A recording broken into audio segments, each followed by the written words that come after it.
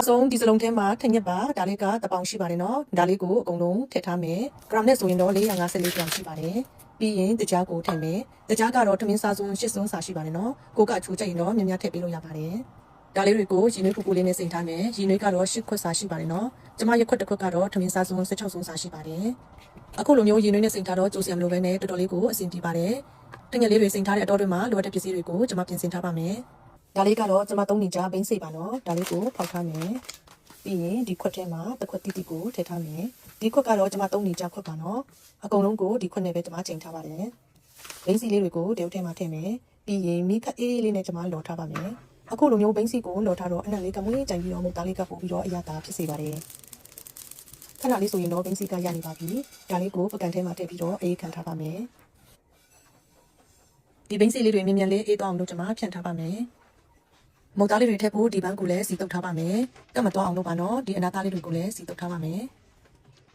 အခုဆိုရင်တော့ဘန်းလည်းအစင်သင်းဖြစ်နေပါပြီစောစောကထငက်ရည်လည်းအရေးပြောနေပါပြီထငက်ရည်လေးတွေကိုဒီစကားလေးနဲ့ပြန်ပြီးတော့စစ်ထားပါမယ်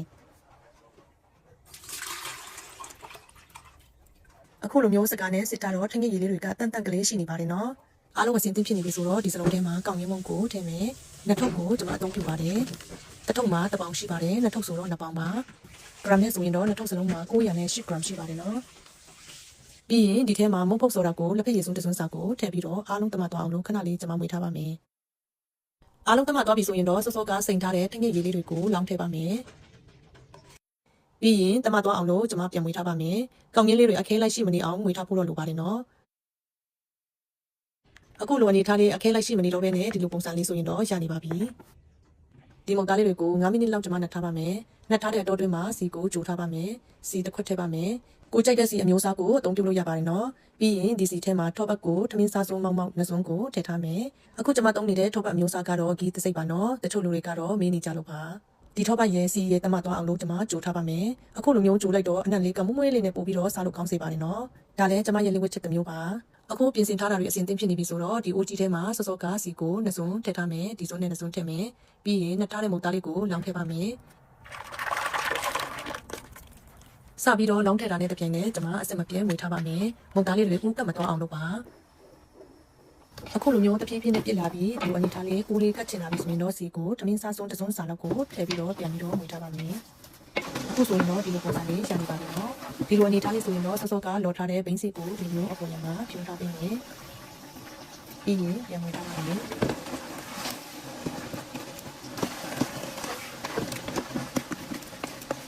ပြီးတဲ့အခါကျတော့ပြန်ယူပြီးတော့တခါပြန်ပြီးတော့အပေါ်မှာပြင်တောင်းမယ်ဒီလိုနဲ့ဘိန်းစီကိုအကုန်လုံးပြင်ချတာထားပါမယ်အခုကျွန်မတို့တဲ့လူလေးကတော့ရိုးရိုးလေးနဲ့တော်တော်လေးကိုစားလို့ကောင်းတဲ့လူလေးပါနော်ဘိန်းစီလေးတွေကုန်သွားတဲ့အထိဒီတိုင်းပဲဆက်လုပ်ထားမယ်အခုဆိုရင်တော့ဘိန်းစီအနံမွေးလေးနဲ့ထောက်ကအနံမွေးလေးနဲ့အရန်ကိုမွေးကြနေပြီနော်မိနစ်20လောက်ဆိုရင်တော့အခုလိုမျိုးပြုတ်ပြောင်းလာပါပြီဒီလိုအနေထားလေးပြုတ်အေးလေးဆိုရင်တော့အနီတော်ရှိနေပါပြီဒါလေးကိုစောစောကစီတုတ်ထားတဲ့ပန်းထဲမှာလောင်းထည့်ပါမယ်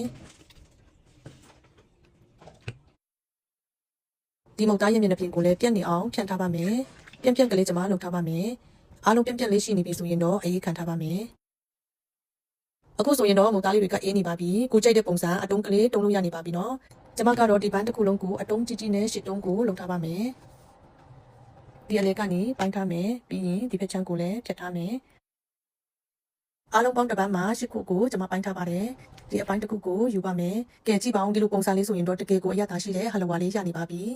ဘိန်းစီအနံမွေးလေးနဲ့တကယ်ကိုမွေးကြိုင်နေပါတယ်နော်အခုကျွန်မလုပ်တဲ့လုံလေးကတော့လူအယောက်90စာလောက်စားလို့ရပါတယ်နော်တကယ်လို့များကိုကမိသားစုအတွက်ပဲဆိုရင်တော့ကျွန်မရဲ့အချိုးစားရဲ့တဝက်လောက်ကိုရှော့ပြီးတော့လုပ်လို့ရပါတယ်အခုကျွန်မတုံးတဲ့ဒီအတုံးတစ်ခုမှာလူအယောက်6ယောက်9ယောက်လောက်ကတော့အတာကလေးလောက်ပါတယ်နော်ကဲကြည့်ပါဦးအခုလိုမျိုးပုံစံလေးအီလေးနဲ့စစ်စစ်လေးဆိုရင်တော့တကယ်ကိုအရသာရှိတဲ့ဟလဝါလေးပါဘိန်းစီအနံမွေးလေးနဲ့တော်တော်လေးကိုစားလို့ကောင်းပါတယ်နော်အခုလိုအတုံးကြီးတုံးထားမယ်ပြီးရင်ပလတ်စတစ်နဲ့ထည့်မယ်လေးလုံးအောင်ထားမယ်ဆိုရင်အကြကြီးခံပါတယ်တကယ်ကိုအဆင်ပြေတဲ့နီလာလေးပါအခုကျွန်မလုပ်တဲ့လုံလေးလေးကိုသဘောကျတယ်ဆိုရင်ကျွန်မကိုလည်း like share subscribe လေးတွေနဲ့လည်းအားပေးကြပါအောင်ရှင်ကျေးဇူးများကြီးတင်ပါတယ်